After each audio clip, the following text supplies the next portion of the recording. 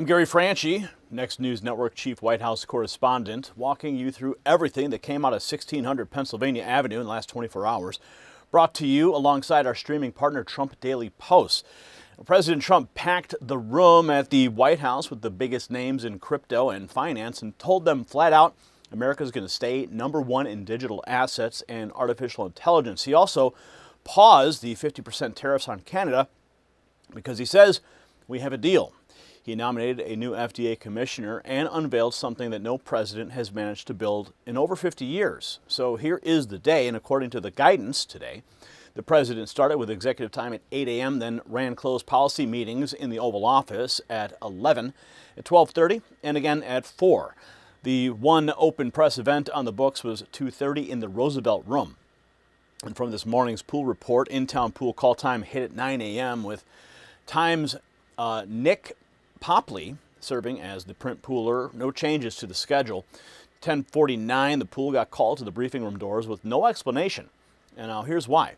Caroline Levitt walked them out to the South Lawn where President Trump signed a piece of stone going straight into the new White House helipad. Minutes later, he was sneezing on it. He was standing on it.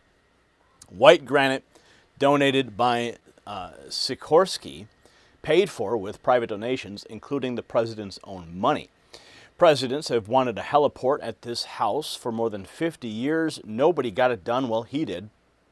At the gaggle right after, the president said the helipad will be ready for President Xi's visit, described the drone-proof roof on the new ballroom, announced the Canada tariffs that are coming off, pending final documents, and said he still gets along with Kim Jong-un, who he noted is sitting on 57 nuclear weapons. The lunch lid went up at 12:11, and by afternoon the pool was gathering again, this time for the crypto and technology leaders in the Roosevelt Room. President Trump walked in at 2:47 with more than a dozen executives already standing by the podium. Remarks kicked off at 3:02 with SEC Chairman Paul Atkins in the room. President Trump pointed to the Genius Act signed about a year ago and said America leads the world in Bitcoin and crypto technology. He talked about the government potentially accumulating cryptocurrencies and said the CFTC is working to bring Hyperliquid onshore. He also said the Strait of Hormuz remains open, floated future sanctions on Iran, and pushed hard for lower interest rates and more American data centers. The guest list was the industry itself: Brian Armstrong of Coinbase, Adena Friedman of Nasdaq, Vlad Tenev of Robinhood, Jeffrey Sprecher of ICE, Brad Garlinghouse of Ripple, and Tyler and Cameron Winklevoss of Gemini, Kraken, BitGo, Chainlink Paradigm, Blockchain.com, and A16Z all had a seat at that table. Travel and photo lid came at 6:02 p.m.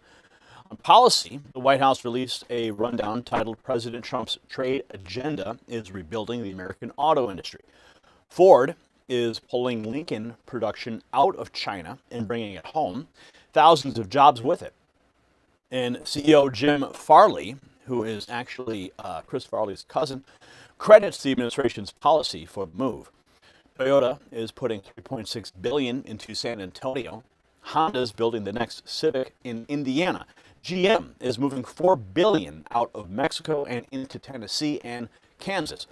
Mercedes, Stellantis, Nissan, Honda, and Volvo trucks are all expanding right here in the United States. And the president nominated Dr. Heidi Overton, his Domestic Policy Council Deputy Director, as the next FDA commissioner, calling her a rock star and pointing to lower drug prices, clinical trial reform, and cures. One day, a tech summit, a trade deal, a nomination, and a helipad.